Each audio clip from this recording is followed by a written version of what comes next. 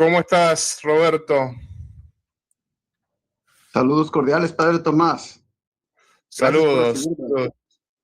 Te voy a dar tiempo de católico porque ya entraste varias veces. Así que te doy tiempo de católico. ¿Cómo Pero yo no soy estás? católico. ¿Tranquilo? Bueno, pues sí, aquí, mire, gracias a Dios, aquí estamos. ¿Qué tal usted, Padre? ¿Cómo está? Muy bien. Estás en medio de la oscuridad ahí, ¿eh? Casi, sí. Pero ¿Cuándo fíjese, se va a hacer la luz? la luz es interna, Padre. La luz de Dios es interna, Padre. La Lo sé. luz, pero Estoy fíjese, bromeando, Padre, no te preocupes. No te preocupes. ¿Cómo estás? ¿Cómo pasaste la Navidad, el Año Nuevo? pues gracias a Dios, bien, Padre, muy bien, muy bien. En la palabra de Dios, como siempre, meditando día y noche en la palabra de Dios, Padre. Siempre así, es un gran privilegio ser así, porque ya ahora me doy cuenta que no es una decisión que yo tomé, sino que Dios nos lo pone en el corazón. Sí. El estudio de la palabra de Dios es importante. Yo a veces también me pregunto, ¿no? Si somos fieles a la palabra de Dios o no, y tenemos que tratar de ser fieles, ciertamente. Pero bueno, Roberto, ¿qué te trae por aquí hoy? ¿En qué te puedo ayudar? Bueno, mire, que tenía una duda, Padre. Hay un texto bíblico que utilizan los musulmanes y los ateos para hacer caer o tropezar a los cristianos. Y he mirado yo que, que, que toda la gente tiene mucho, no logran a clarificar este texto. Y quería saber qué interpretación nos puede dar usted para ayudarnos a los cristianos, especialmente a los jóvenes, a los niños en la fe, a que entendamos este texto y que no nos hagan tropezar con él. ¿Cuál Es texto sería? Jeremías capítulo 8, versículo 8, donde se menciona la pluma mentirosa. Vamos a buscarlo, así lo ponemos en pantalla, ¿no? Claro. Silencio un segundito y me silencio a mí también.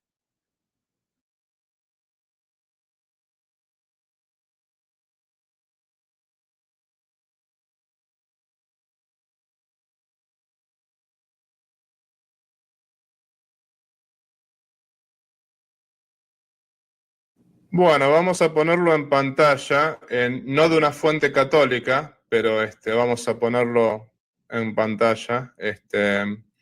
Dice Jeremías 8:8, Reina Valera, ¿cómo decís nosotros somos sabios y la ley de Jehová está con nosotros? Ciertamente la ha cambiado en mentira la pluma mentirosa de los escribas. Yo creo que este texto se podría relacionar con el texto de 2 Pedro 3:16, que dice que justamente los indoctos y los incultos tuercen las palabras de la Sagrada Escritura para su propia perdición. Ciertamente que uno puede utilizar la Sagrada Escritura de manera mentirosa, eso estamos de acuerdo, ¿no? Y hay muchísimos falsos pastores en este mundo.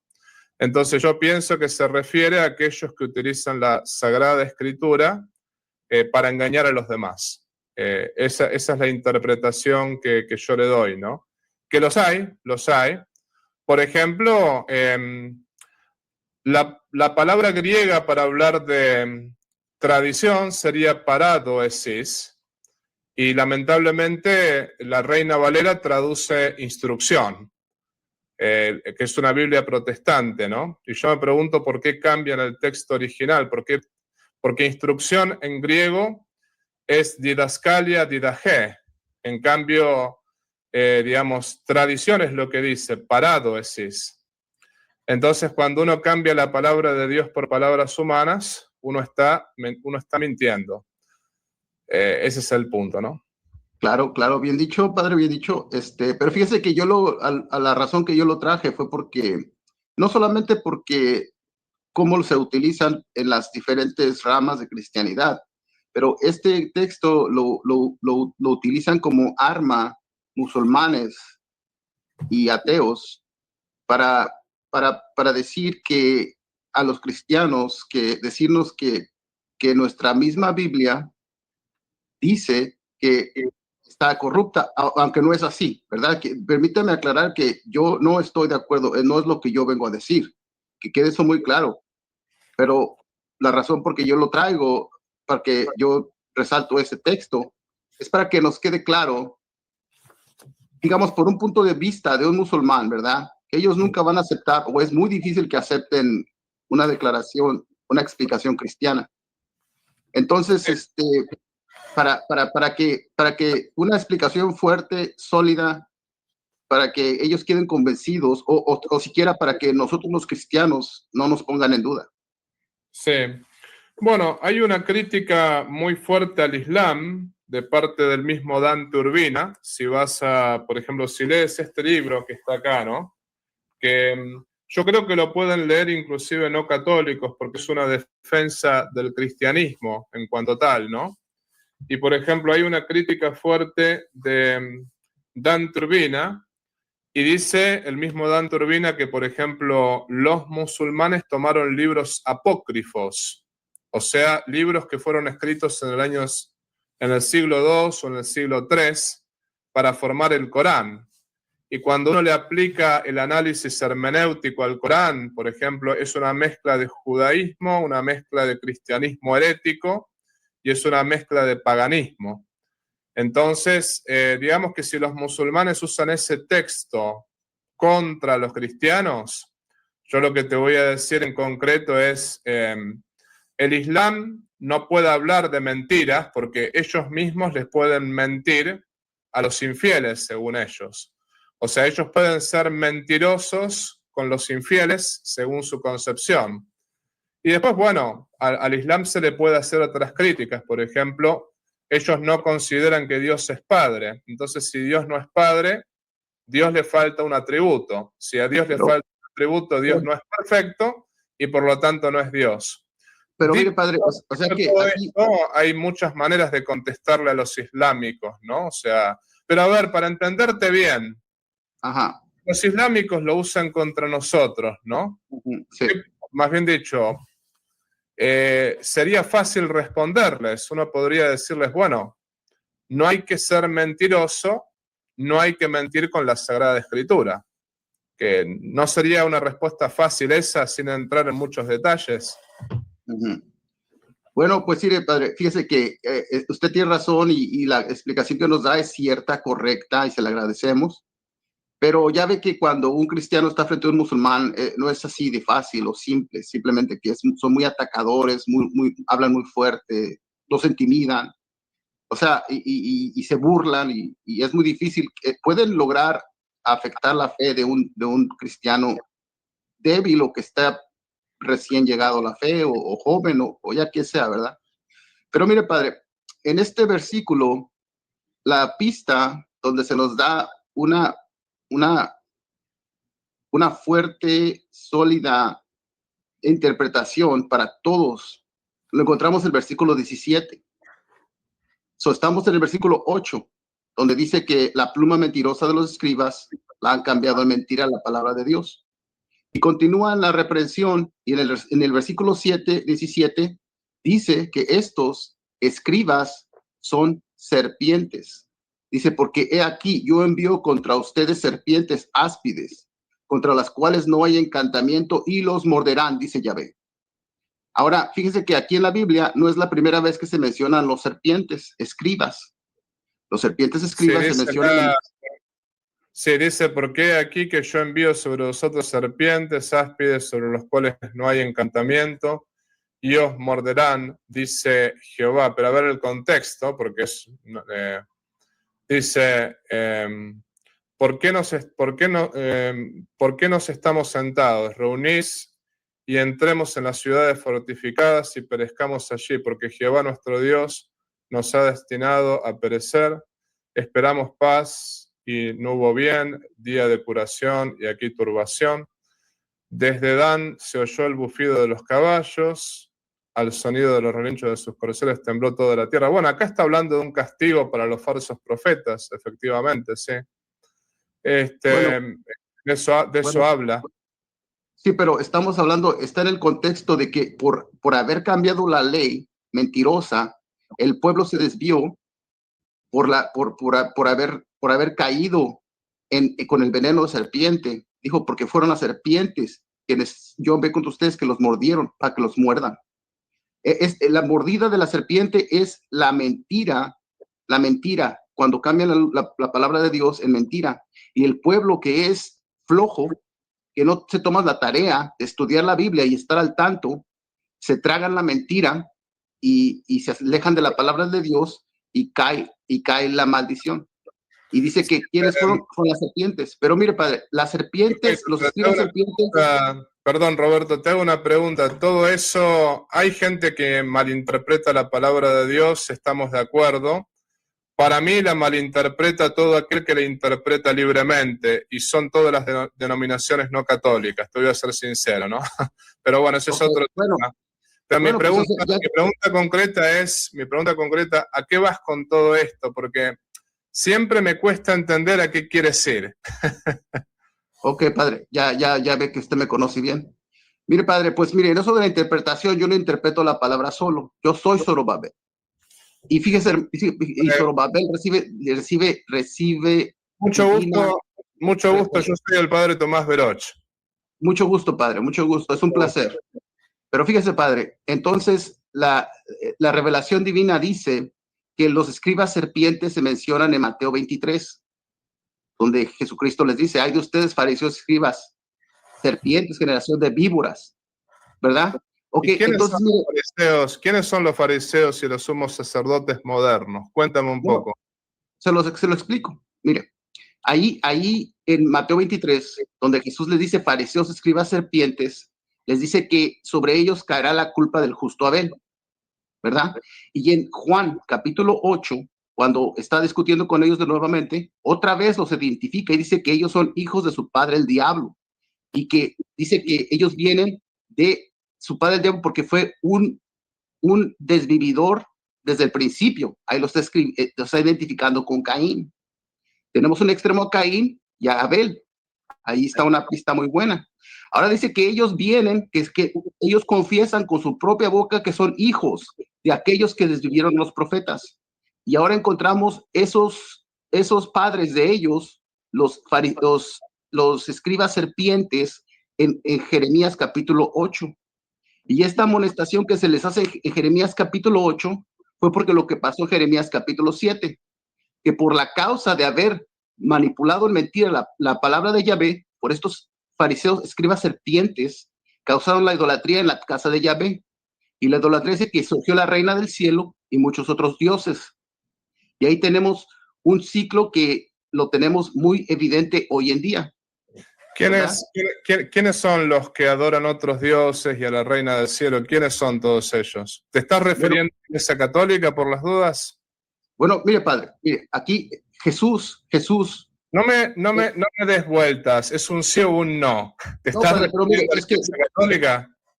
No, mire, padre, yo no he dicho nada, usted lo ha dicho. Pero fíjese, padre, te pregunto por las dudas porque estoy tratando de entender a dónde vamos. Permítame. Para poder un poco ordenar nuestra conversación, una pregunta te hago, Roberto. ¿Cuál es el principio de unidad del cristianismo?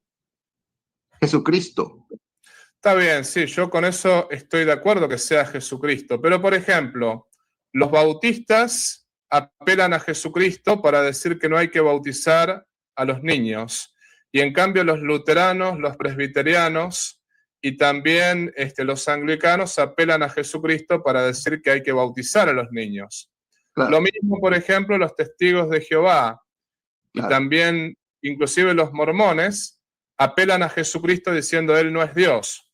Claro. Y los mismos, por ejemplo, están los calvinistas, los católicos, los ortodoxos que decimos que es Dios. Todos apelan a Jesucristo y todos apelan a la Biblia. ¿Qué es lo que nos da unidad? O sea, ¿cuál es el principio de unidad? Porque, digamos, si es Jesucristo, todos apelamos a Jesucristo. Y si es la Biblia, todos apelamos a la Biblia. La unidad va a ser la verdad, y la verdad es la palabra de Dios, y la palabra de Dios es Jesucristo, Padre. Pero mira, te pongo la palabra de Dios, perfecto. Mira, La palabra, ¿tú lees griego y hebreo, por ejemplo? Tengo diccionarios, padre. Sí, pero bueno, diccionarios, Sí, ¿lees griego y sí lo hebreo? hago. O sea, ¿Lo, sí lo- lo puedes? lo hago por medio de diccionarios, sí, sí. Sí, sí, bueno, diccionarios, pero ¿sabes qué? Si usas diccionarios, simplemente sabes palabras sueltas. ¿Sabes lo que es un genitivo y un dativo? ¿Genitivo y un dativo? ¿Me puedes definir un genitivo y un dativo? No, padre, ¿por qué no me ayudan a eso? Entonces no me verses, porque realmente para poder leer en griego tienes que saber lo que es un genitivo y un dativo. No sabes griego, empecemos por ahí, ¿no? Ni sabes hebreo. Pero no pasa nada, yo no te estoy humillando, no es la idea. La idea es, si tú no sabes las lenguas originales, tú no estás leyendo la Biblia, tú estás leyendo una traducción. Pero aun cuando sepas las lenguas originales, aun cuando sepas griego y hebreo, deberías saber el contexto cultural y el contexto histórico. Y aun cuando sepas griego, hebreo y sepas el contexto cultural e histórico, deberías conocer los géneros literarios, alegórico, metafórico, etcétera, etcétera. Y aun cuando conozcas todo eso, tendría que explicar el método hermenéutico. ¿Y cómo sabes que lo estás aplicando bien? Porque cada uno, por ejemplo, el doctor MacArthur usaba el método hermenéutico, también Lee McDonald usaba el método hermenéutico, y Hitchen decía, trato de tener una teología más o menos aceptable. No se ponen los teólogos de acuerdo entre ellos. ¿Qué es lo que te quiero decir con todo esto? Que sin saber griego, sin saber hebreo, sin saber los géneros literarios, sin saber el contexto cultural histórico, ¿cómo sabes que tu interpretación de la palabra de Dios es la correcta? Bueno, mire, padre, yo tengo mucha fe en Dios y mucha fe en la palabra de Dios, y la fe viene por el oír y el oír por la palabra de Dios. Y me recuerda un texto muy bonito que dice que Jesucristo en aquel tiempo, lleno del Espíritu Santo, oró al Padre, dijo, te alabo, Padre, porque revelaste estas cosas a los que son como niños y se las ocultaste a los sabios y entendidos. Está bien, pero no leíste la palabra de Dios nunca porque leíste interpretaciones. Leíste simplemente gente que te interpreta la palabra de Dios. Ya cuando lees interpretaciones, no lees la palabra de Dios. Lees Bueno, mire, a alguien que está interpretando la palabra de Dios. Pero una pregunta más, para poder dejarte hablar, una pregunta más. En la Biblia, cuando había un problema de interpretación, ¿iban a la Biblia? sí. Por ejemplo, ¿hay algún pasaje bíblico donde, por ejemplo, donde había un problema de interpretación? ¿Iban a la Biblia? Sí. A ver, si no tenían Biblia, ¿cómo podían ir a la Biblia? O sea, no Bueno, padre, tenían, siempre no tuvieron Biblia por los primeros 4 siglos.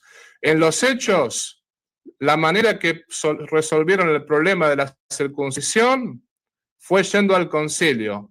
Los apóstoles y los presbíteros se reunieron y fueron al concilio.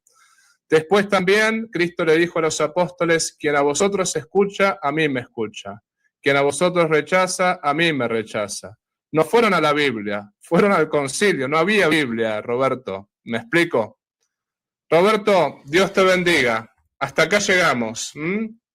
La verdad, fue un gusto haberte hablado. ¿Me quieres decir algo más antes de que te despida? Muchas gracias por recibirme, padre. De nada. Y que Dios te bendiga. Y discúlpame si soy brutalmente honesto contigo. Pero no lo hago para humillarte, te voy a ser sincero, ¿no? Simplemente lo hago para que pienses y para que reflexiones. Pero eres siempre bienvenido en este canal. Dios te bendiga. Chao, chao.